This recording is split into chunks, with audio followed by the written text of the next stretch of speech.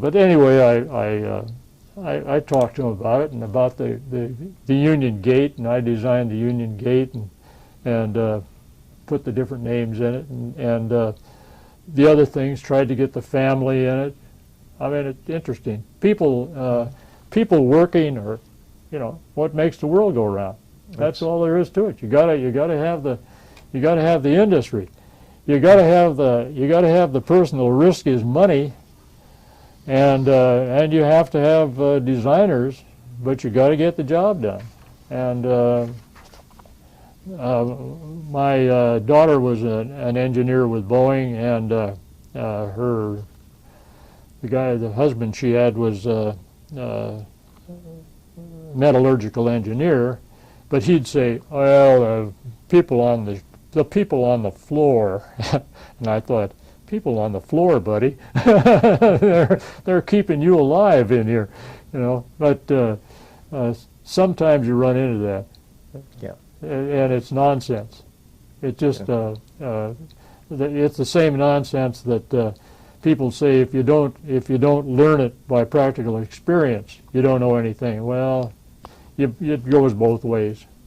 It does. You need both of them. You can't be like the anarchists in the Spanish-American War. What was it when you read about that, where they thought, we want the workers to decide everything, so they killed the engineers and the managers. Yeah, they actually did. They killed the engineers and the managers because they said the workers can just do it. Well, you got to have some pattern to go by here, but there are extremes you can't go to. You gotta believe in the other person too. Yeah. Can't tell when you'll be the engineer or when you'll be the worker on the floor. That's right. Let's go back a little bit. Tom Baker was district president. Right. And Wakama was the secretary-treasurer of the district. That's right. When they commissioned you to do the statues out here at the Seattle Hall. That's right. And when you say the gate, it's a gate right by the flagpoles. That's right. And why don't you explain some of the, you have certain words in there and certain past leaders. Talk a little bit about your idea of what you were doing there. Well, I haven't got a picture in front of me now.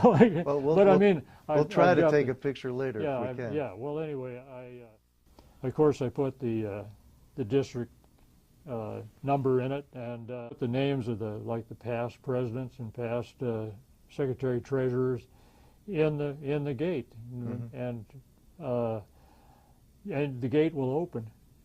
I don't know whether anybody ever opens it. I didn't know that. Yeah, no, it is a gate, and then it has the logo over the top, over the arch over the top. And at the time, I wish we could have let it around by the front door, but that's where it is, and that's the idea. It's symbolic of what the union's up to, and the workers that work in it. So the gate itself is symbolic. Yeah. Oh. As you walk, you're walking through the Union Gate. Yeah, but it's just like the symbolism of the figures working together.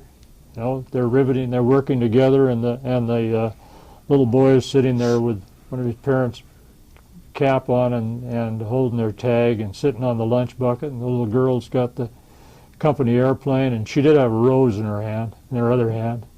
But I think when they stole it the first time, they lost the rose. They broke it off. Oh.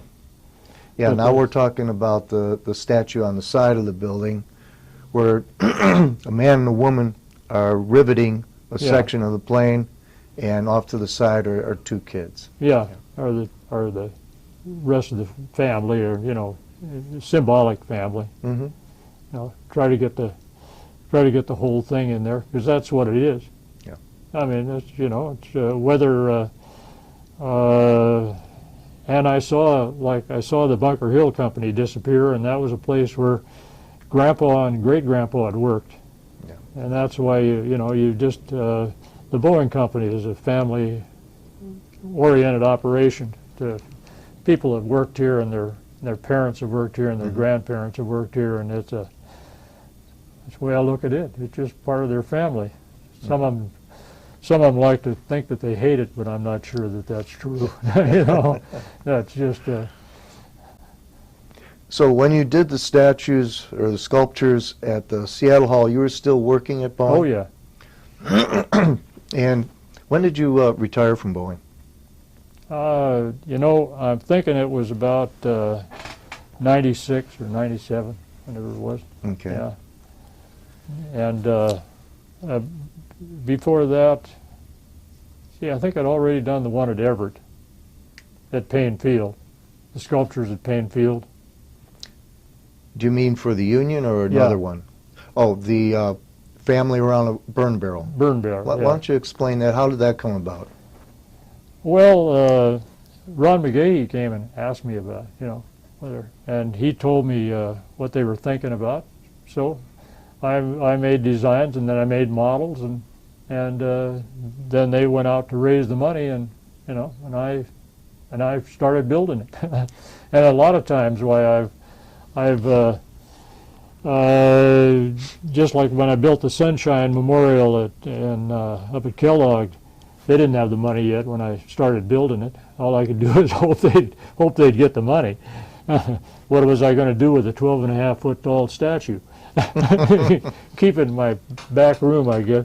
But you know, then I just go ahead and have worked like that. You know. But it's about the loyalty between the family and how the family and the union work together. Mm-hmm. It's a thing that actually works, where the union is backing the family, helping the family. That's all there is to it. It mm-hmm. just and I just try to make it so that it seems like it'd be a family thing where they're working together, mm-hmm. and putting wood in the burn barrel. Yeah, yeah. Ron told us a story about the idea for that statue, and he probably told you too. Is he was working during the '95 strike in the hall, yeah, and this family came in to do picket duty, and it was raining and nasty outside. So he said, well, your kids can stay here, and we'll get them something to do. And he says, oh, no, they're going out with us. Yeah, yeah, that's right. Yeah.